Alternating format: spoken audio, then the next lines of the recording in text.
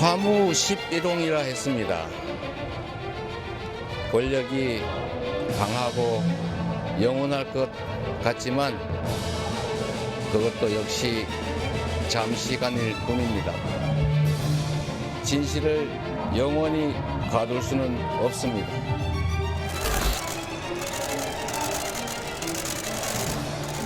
증거라고는 단 하나도 제시받지 못했습니다.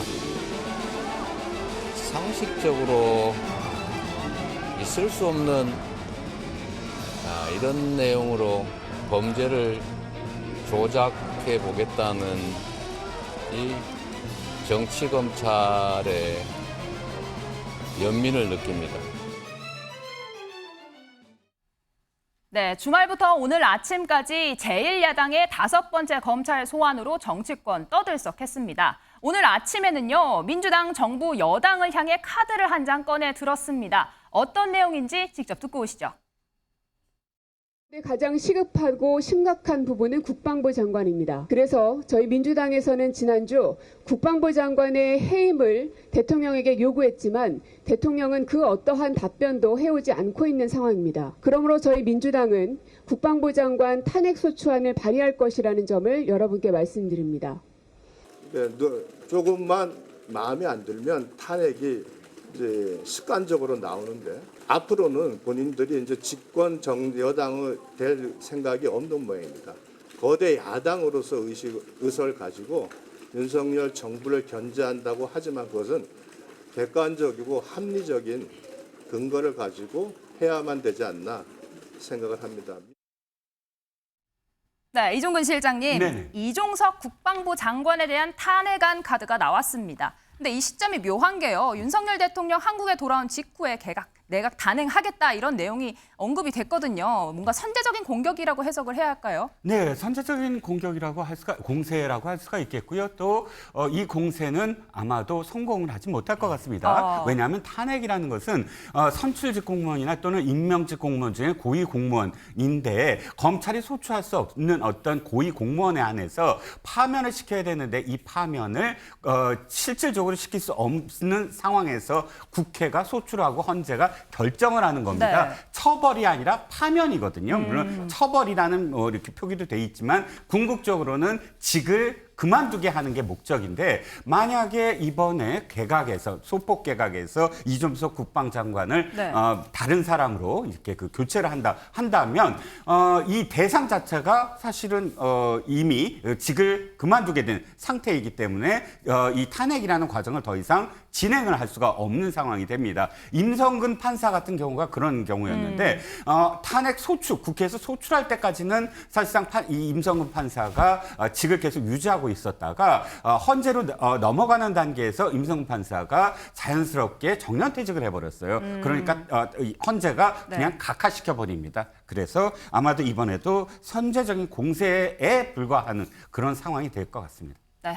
이보다 앞서 지난 토요일이었죠. 이재명 대표 검찰 5번째 소환 조사를 받았습니다. 하지만 건강상의 이유로 8시간 만에 퇴장을 요청을 받았고 일찍 빠져나왔는데요. 오늘 아침까지도 민주당과 국민의힘 이 문제로 팽팽하게 맞섰습니다. 직접 듣고 오시죠.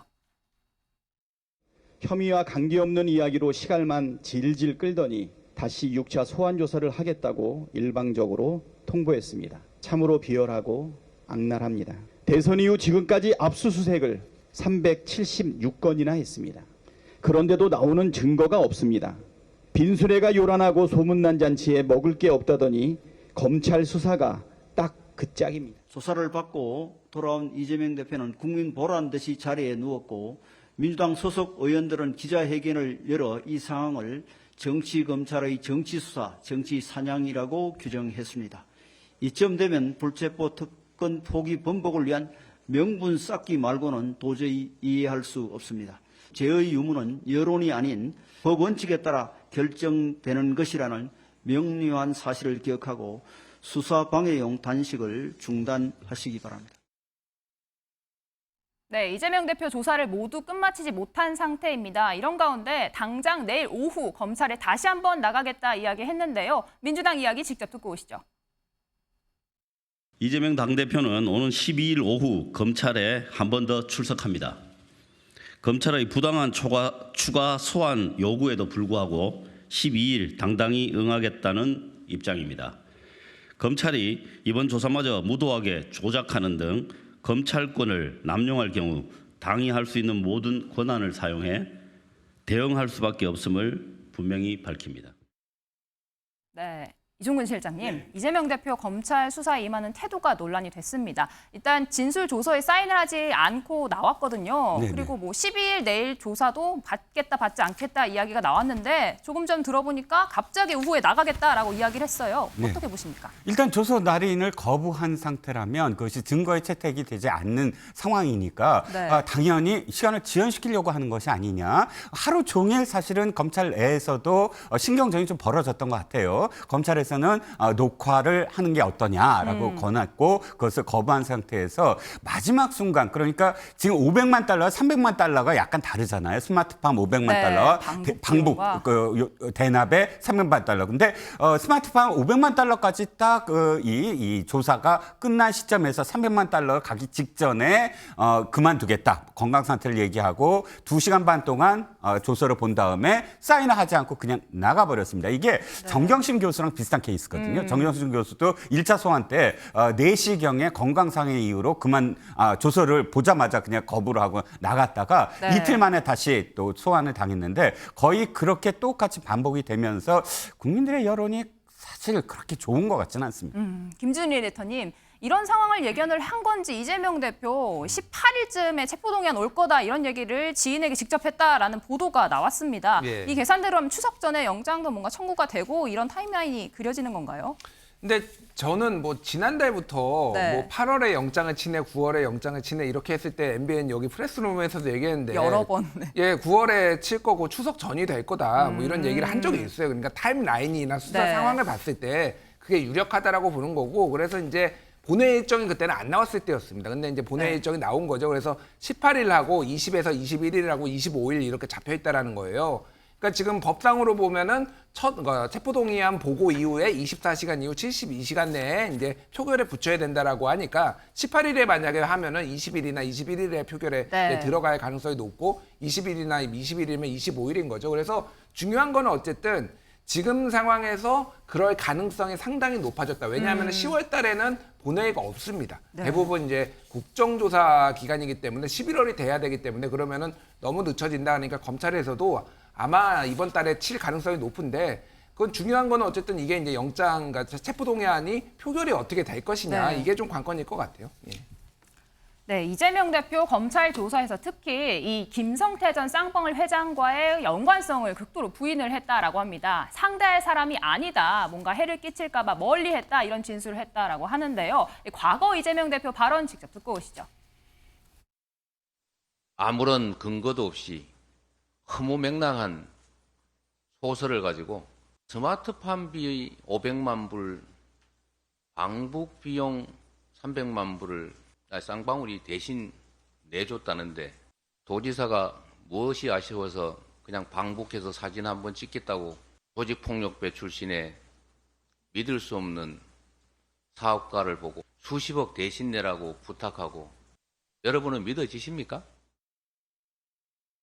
네, 김준일 에디터님, 사실 이화영 전 부지사가 진술을 번복하면서 김성태 전 회장의 진술이 거의 유일한 증거가 되고 있는 상황입니다. 이런 가운데 이재명 현재 대표가 이 전 회장과의 관계성 계속 부인하고 있는데 김성태 전 회장은 최소 5번 통화했다라고 주장하고 있습니다. 어떻게 보십니까? 그러니까 뭐 통화를 이제 그 전에는 진술이 건네받아서 이를테면 네. 통화한 적은 있다라고 했고 이재명 대표도 뭐 그거에 대해서는 간접적으로 했지만은 뭐 이제 다른 거는 시인하지 않고 뭐 이런 이제 뭐 그 진술이 있었어요. 근데 저는 궁금한 게 5번 통화했다라고 지금 이 김성태 회장이 주장을 하고 있잖아요. 네. 그러면은 통화 기록이 있을 거 아닙니까? 그러니까 굉장히 단순한 문제예요, 이거는. 그게 뭐 이재명 대표의 휴대폰이 됐든 아니면 건네받았든. 뭐 다른 건네받았든 그거가 명확하고 그 사람의 진술을 받아내면은 이거는 그러니까 쉽게 얘기하면 게임 끝이거든요. 근데 그 부분에 있어서 지금 입증이 안 되니까 지금 이것도 김성태의 일방적 주장으로 지금 머물 가능성이 저는 아직까지는 높은 것 같아요. 그러니까. 네. 그러니까 그 부분을 검찰이 조금 밝혀냈으면 좋겠습니다. 이거를 보는 분들도 되게 답답할 것 같아요. 이거를 뭐 이재명 대표를 뭐 민주당을 지지하든 지지하지 않든 이건 검찰이 좀 무능한 거 아닌가. 저는 좀 그런 생각이 들거든요. 그러니까 이렇게 많은 지금 뭐 증언들과 이런 게 있는데 이거를 하나도 입증하지 못한다고 한다라면은 수사를 지금 제대로 하고 있는 건가 좀 개인적으로 좀 갑갑한 생각이 좀 듭니다. 네, 이런 가운데 국민의힘은요, 이 대장동 관련해서 허위 인터뷰 의혹을 놓고도 집중 포화를 퍼붓고 있습니다. 이 치밀하게 기획된 살인죄는 과실치사와는 천양지차다. 김기현 대표 오늘 강하게 악질 범죄다라고 비판을 했는데요.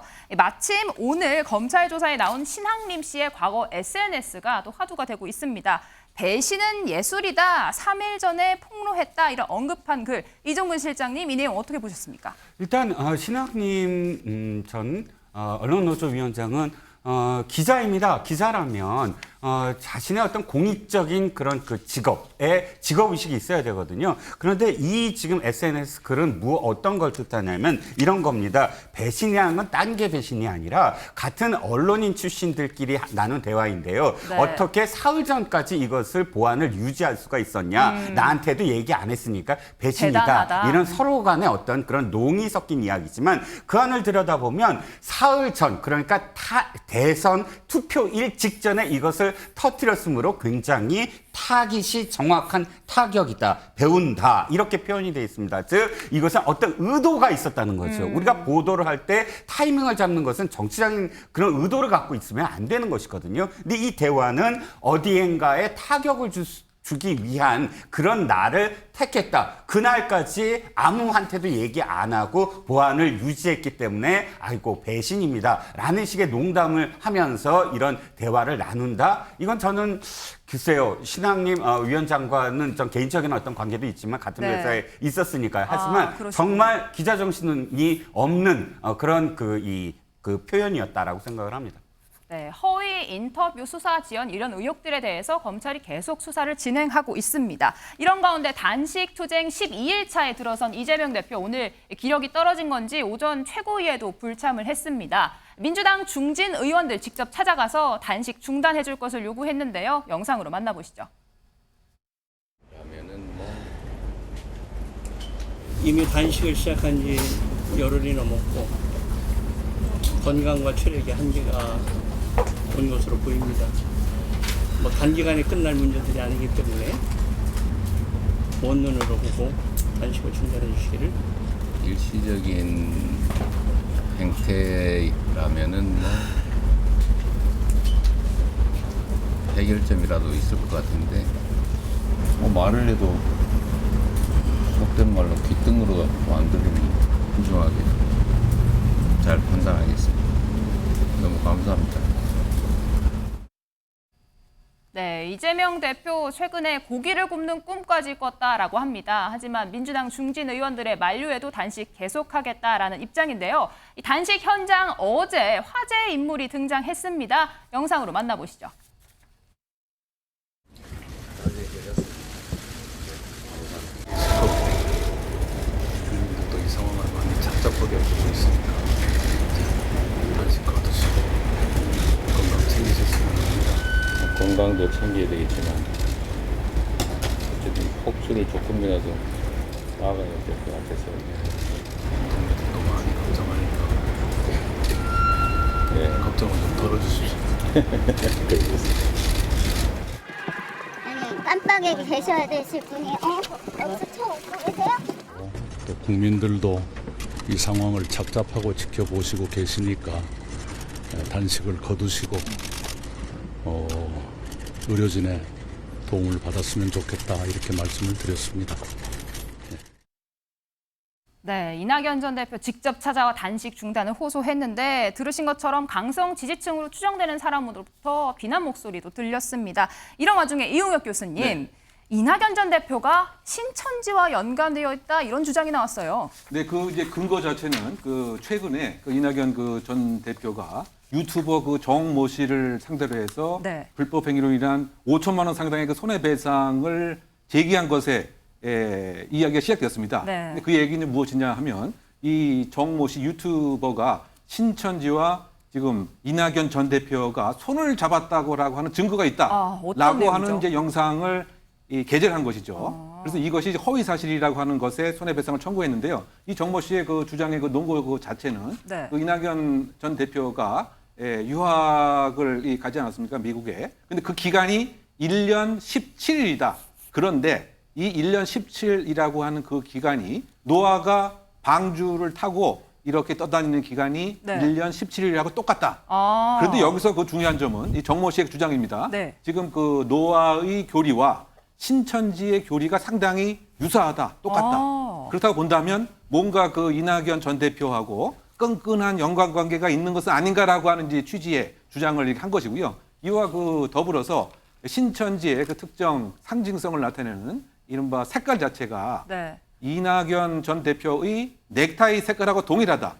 뭐 그런 그 주장을 했습니다. 근데 우리 합리적으로 보게 되면 무엇인가 좀 설득력이 없는 얘기인데 이와 같은 이 허위 동영상에 대해서 이제 손해배상을 청구를 했다고 하는 사실이 최근에 그 알려지다 보니까 네. 지금 이제 질문과 같은 이제 내용이 이렇게 불거지게 되었던 것이고요. 근데 이에 대해서 이낙연 총리는 그 당연히 아니 이거는 이 한 정당의 대표의 인격권 또 명예를 상당히 실추시키는 뭐 이런 그 행위이고 전혀 관련성이 없다. 더군다나 앞으로 이제 그 선거철이 다가옴에 따라서 이와 같은 이제 허위 사실에 대한 유포 등에 있어서 상당히 걱정이 된다. 이런 우려의 마음도 함께 표현한 것으로 알려져 있습니다. 네, 아무리 개인 채널이라고 해도 이런 허위 사실을 유포했다면 법적 처벌을 받을 수 있습니다.